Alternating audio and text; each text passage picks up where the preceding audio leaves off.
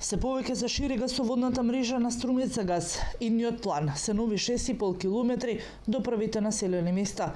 Денес се појави информација од Бюро за јавни набавки дека јавното претпријатие Струмица газ објави тендер за избор на фирма што ќе ги гради новите километри дистрибутивна гасоводна мрежа во градот и околните населени места.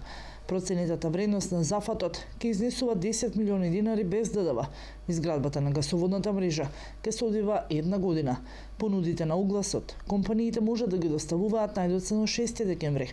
Оваа инвестиција треба да го доближи природниот газ до сите жители од градските зони во Струмица, но и да ги поврзе селата Добрејци, Дабиле и Куклиш со гасоводна мрежа.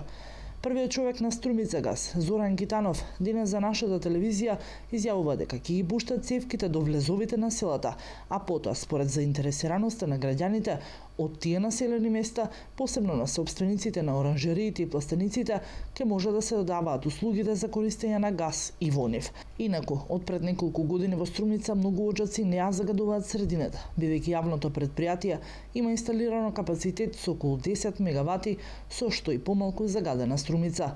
Струмица газ досега има изградено неколку километарска гасоводна мрежа, која од година во година е се поголема. Изградбата на гасоводната мрежа во градот Струмица се одвива според сите прописи за градење на ваков тип на гасоводи, што значи користење на полиетиленски цевки со највисок квалитет и стандард, водени од специфичниот општествен карактер на градот и задоволувањето на неговите енергетски потреби.